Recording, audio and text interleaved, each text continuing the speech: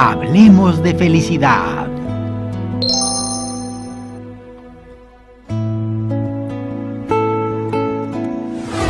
Amigos, bueno, pues estamos de regreso en un video más y ahora hablando del miedo, del terror, del pánico, de todas estas cosas.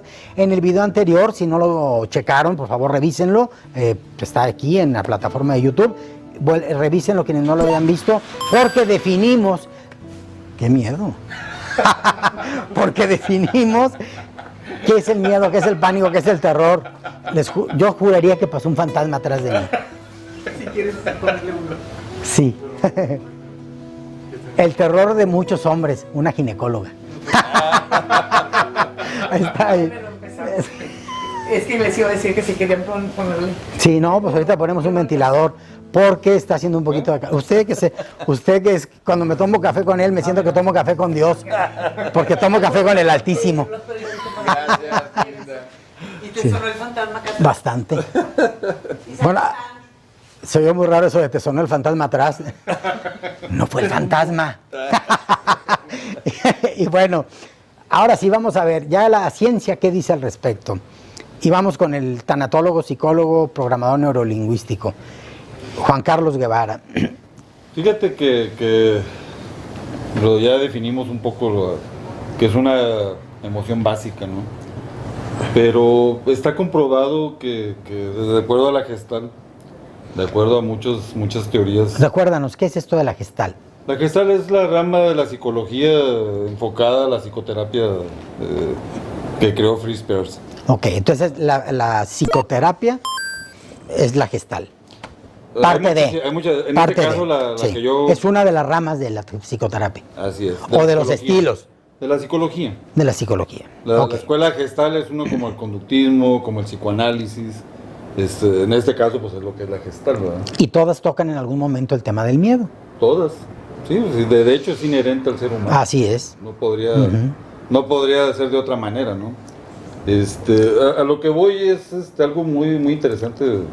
Todos podemos referir los miedos, las leyendas, los mitos, pero ¿por qué somos tan miedosos, no? ¿Será que unos más que otros? Todo depende, mi estimado Jorge. Está comprobado en todo esto que desde que venimos en el vientre materno, ya empezamos a percibir el miedo de mamá. O sea, si mamá tiene miedo a enfrentar un embarazo, como dicen, un hijo es un motivo de mucha alegría o de mucha tristeza. Todo depende de la circunstancia en la que vienes a este mundo, ¿no? Entonces mamá empieza a pasar emociones porque el bebé ve el mundo a través de los ojos de mamá. Entonces, fíjate nada más todas las emociones que traemos desde el vientre, ¿verdad? Que es la herencia poligénica, que es la que traemos a nivel emocional en las células, con un tipo de memoria emocional. Si a esto le aunamos que los niños nacen sin miedos, esa es la realidad. O sea, el miedo se adquiere. El miedo se adquiere completamente. O sea, lo aprendes. Sí, y para allá voy, precisamente.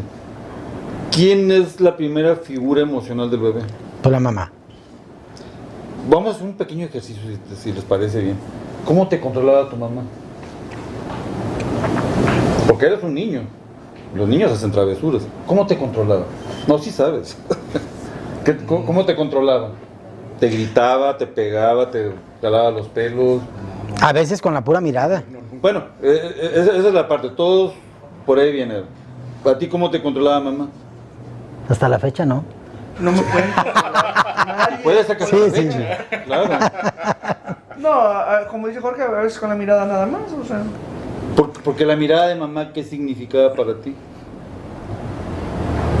Fíjense bien, está muy interesante. Pues autoridad. ¿Y la autoridad qué te significa? Si desafías la autoridad, ¿qué pasa? ¿Qué pasa? Pues venía un castigo. Si eres un niño y desafías a mamá, pues obviamente te vas de la fregada. O sea. Ahora vas midiéndole el agua a los camotes y de repente también puedes tú controlar a tus papás. No, Jorge.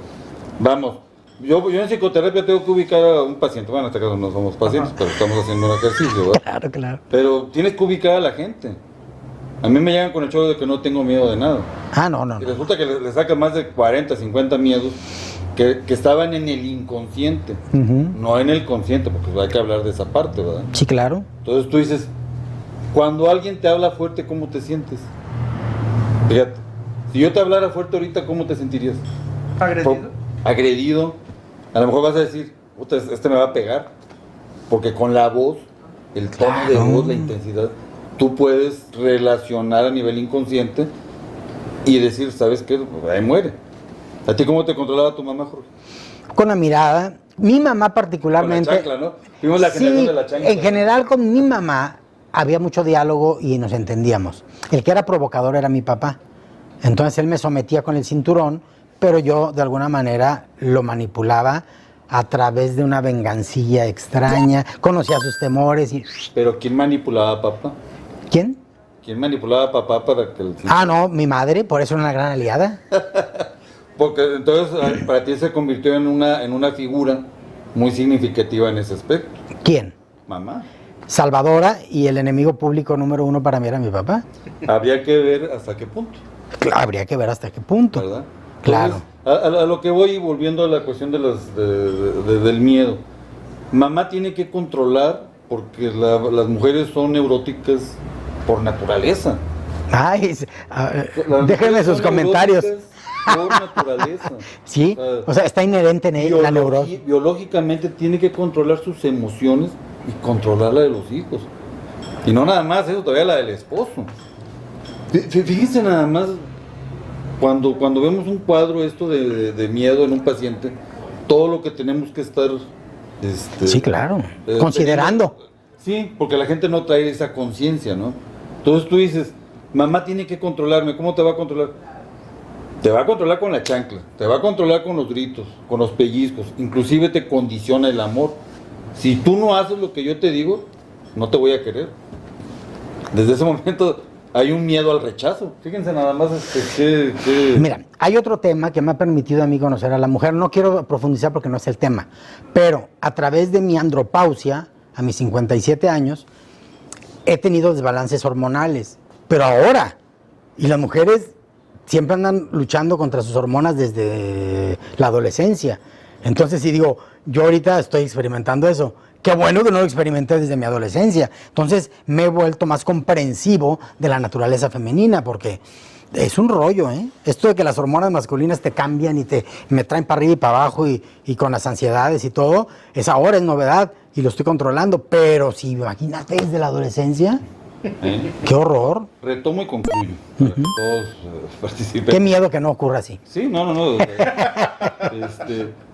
Los primeros miedos que aprendemos a través de mamá.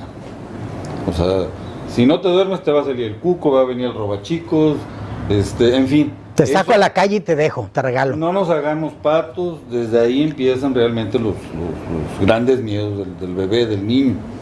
Ahora imagínate en la transición que hay de la infancia a la adolescencia. Todos los miedos que venimos arrastrando evolutivamente. Pero no nos damos cuenta, hasta nuestra propia identidad sexual nos da miedo realmente el reconocer. Porque esa es una de las partes que hay que desestructurar los miedos en terapia. Claro. Pero hay deberes ser. Yo creo que los temores vienen en la parte social por el deber ser. Yo tengo muchos amigos que son muy infelices porque se pusieron las metas de lo que la gente espera de mí.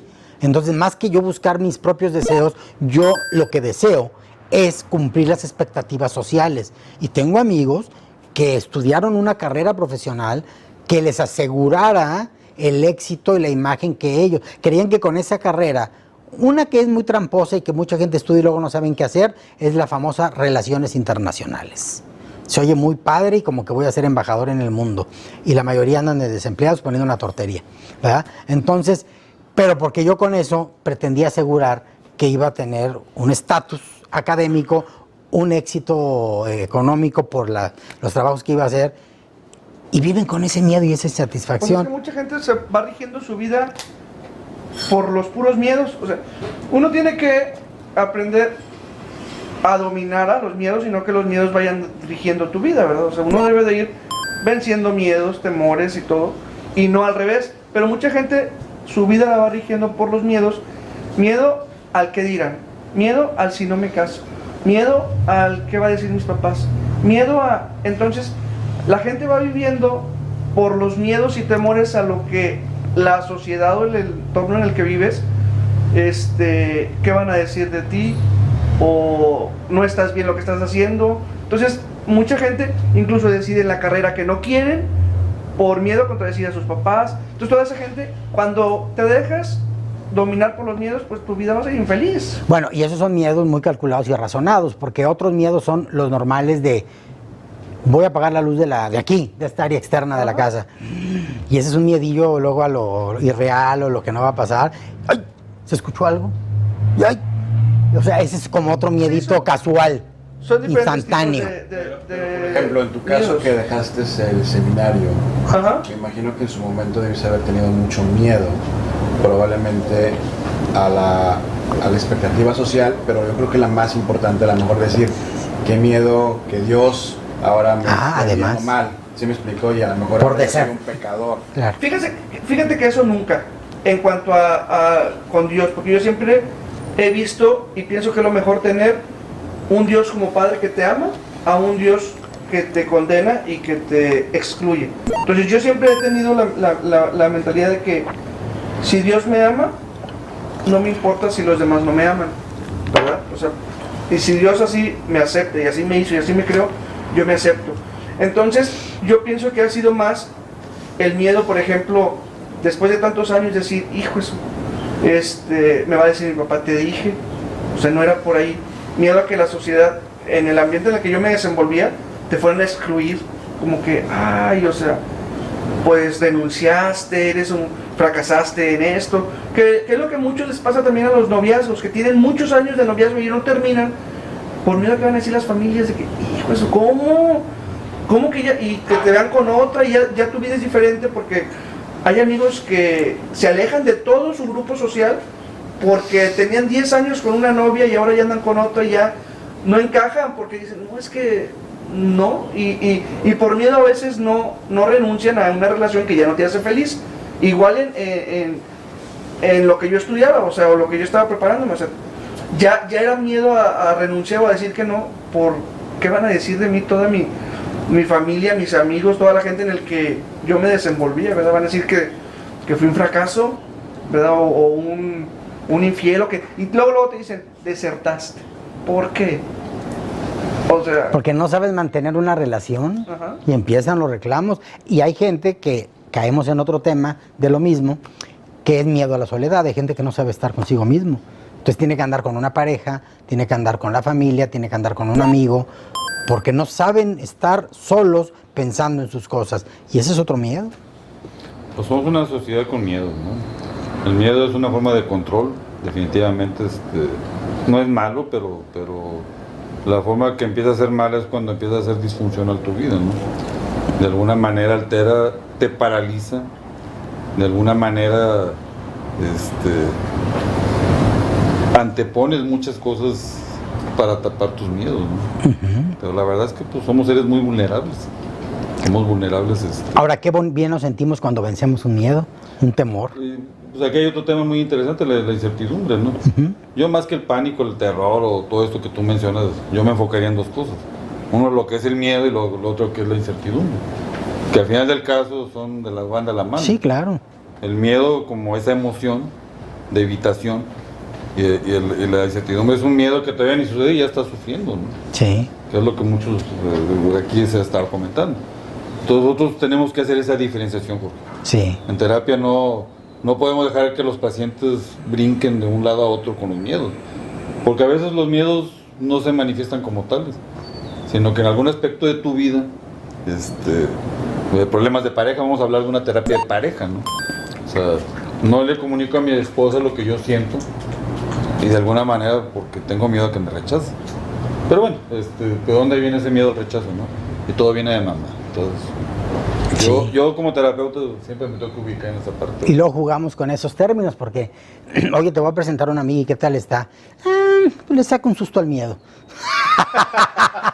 Pues sí, ¿Verdad? hay cosas muy coloquiales del miedo y la muerte que Y muy del mexicano. sí, pero que se van, realmente los significados se van desvirtuando, ¿no? Y a veces eso confunde. totalmente. Jugamos con esos términos y a veces no sabemos el daño que nos estamos haciendo. Aquí es muy interesante, por ejemplo, los papás, ¿qué hacemos en la educación de los hijos? Ahorita con lo de la pandemia. Pero luego ni La los vez papás pasada saben. lo comentamos, Claro. con lo del COVID. Revisen esos videos, traemos unos que se grabaron al inicio de Ajá, la correcto. contingencia y tocamos temas bien interesantes que revísenlos, por favor. Porque realmente, sí el COVID es una realidad, pero nos está matando más el miedo. O sea, Y fíjate, hacemos burradas por ese miedo. o sea, nos estamos paralizando y si tú ves, hay un estudio extraordinario que luego les comentaremos, de cuál es la gente que más muere de COVID. ¿Y saben cuál es? La gente que tiene menos preparación. La gente menos preparada académicamente. Menos preparada académicamente. Ujú. En un 60, eso fue un estudio que sí hizo un doctor en sociología de la UNAM. Y no de los casos que se reportan, fíjense nada más, sino de las defunciones. Él basó su estudio en las defunciones, que esos eran datos reales. Entonces se encontró que los estándares de la gente que moría por estratos sociales, y que dónde más moría la gente, si en su casa o en los hospitales. Fíjate, el 3% moría en los hospitales privados, increíblemente, ¿no? Y un 60-70% en las instituciones. De hecho, el COVID lo que ha hecho es inyectarnos miedo a todos. Totalmente, totalmente. O sea, esta cuestión del COVID, hablando del miedo, ¿por qué todos tenemos miedo al COVID? ¿Por qué tenemos miedo a morirnos? Cuando yo la verdad cada vez estoy más convencido que todo lo feo está aquí. ¿Perdón? Yo cada vez estoy más convencido que en este plano está la guerra terrible. Creo, porque qué tal, necesitaría morirme para venirles a platicar, ¿verdad? Porque tenemos que tenemos que evolucionar en la conciencia. O sea, si nosotros nos vamos por lo que la gente dice, o sea, realmente nos vamos a perder. O sea, tú tienes que tener la información necesaria, como los miedos tienes que enfrentarlos. Y tomar tus propias decisiones con base a lo que tú investigues. El problema es que Y sientes. el problema es que coloquialmente el miedo lo vemos de una manera. Fíjense bien, coloquialmente. Coloquialmente. Terapéuticamente y psicológicamente lo vemos en otro plano. ¿Y cuál sería el idóneo? ¿El de la terapia? ¿El de la psicología? Pues yo creo que, por ejemplo, los miedos tenemos que desestructurar un miedo. O sea, los miedos están ahí para algo. Y te están paralizando y por algo te lo pusieron. Y por algo no lo enfrentas. Entonces, si tú te vas, por ejemplo, a portales, no, o sea, aquí lo importante es la información, por ejemplo, como este programa, que puedes dar una información directa a la gente. Ujú. En la cuestión de los hijos, con la cuestión de la pandemia, pues tienes que hablarles con la verdad. A veces tememos hablar con la verdad a los hijos, ¿verdad? Pero con el coronavirus lo que yo he visto es que la mayoría de la gente no tiene una información al 100% veraz, porque ni las autoridades ni la ciencia la tiene. Bueno, pero sí hay referentes, Jorge. Por ejemplo, la OMS, volvemos a... No, estoy de acuerdo. Las comunicados que emiten las autoridades del gobierno. No lo estoy desacreditando. No. Yo me refiero que lo que hay es donde tú tienes que jalar la información. Efectivamente, pues esto fue algo inédito dentro de la humanidad, ¿verdad? Claro. Bueno, más bien dentro de nuestra generación, ¿verdad? Ahorita, por ejemplo, en el video anterior les compartí lo que leí y cité la fuente de la página de internet, y lo que leí me pareció real, pero no todo lo que está en la internet es veraz. Totalmente. La desinformación muchas veces viene por ahí. Sí, claro. En la cuestión de educar a los hijos, todos los papás están paniqueados ahorita. Sí. O sea, tienes que estar sentado con tus hijos, de alguna manera. Que ha sido un reto importante. No, para todos. Yo tengo una hija de 12 años, una adolescente, ¿verdad? Me ha implicado un reto, me ha implicado dejar de hacer cosas para poder dedicar tiempo a ella, ¿verdad? Ahora, no todo el mundo tiene ni la paciencia ni las ganas de ayudar a los hijos. No es algo inherente a ser padre. Pues aquí lo importante para los padres es el acompañamiento. O sea, hay figuras decorativas y hay figuras que, ¿cómo vas, hijo? A lo mejor no sé el tema. Y estorbativas. Sí. También. Pero, o que somos resolutivas, ¿no? Le resolvemos el problema a los hijos. Sí, es que somos una chulada, ¿eh? Aquí lo interesante es eso, ¿no? O sea, perderle el miedo a qué vas a hacer. O sea, tú enfrenta como sea, de alguna manera eres más útil, más funcional con tus hijos, ¿verdad? Ujú. Pero sí es importante que los papás sepan qué hacer. Ahora, el miedo. ¿podemos convertirlo en una herramienta que nos ayude a vivir mejor? Por supuesto. Hay que trabajarlo. Hay que trabajarlo. Hay que desestructurar, hay que ir al origen del miedo. Desestructurarlo es como replanteárnoslo, reasimilarlo. Pues el primer punto es reconocerlo, ¿no? Primero, ¿sí? El aceptarlo, porque si no aceptas, pues es como... ¿Cuántas veces no caemos en un mismo temor a lo largo de nuestra vida? En el mismo. Y luego sabes que vas a actuar de una manera que te va a volver a llevar al mismo fracaso y vuelves a caer. ¿Qué es esto? ¿Que no lo enfrentamos? El miedo nos va a hacer que evitemos, nos va a parar la acción, ¿verdad? Entonces hay que verlo desde ese punto de vista. ¿Cómo desestructuramos un miedo, Jorge? Pues fíjate, hay miedos reales, Sí. que tu propia experiencia lo tuviste. Hay miedos que son imaginarios y hay miedos de tu papá y de tu mamá. Entonces, el desestructurar los miedos tendría que ver de dónde proviene ese miedo, ¿verdad? ¿Quieren saberlo? Vámonos al próximo video. Nosotros haremos una pausa para grabarlo y ustedes esperarán 8 días para que lo suba.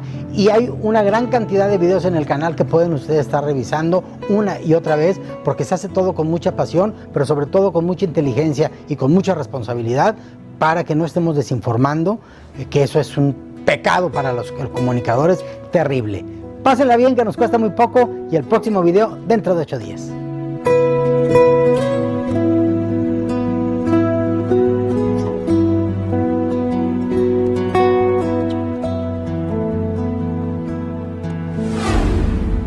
Hablemos de felicidad.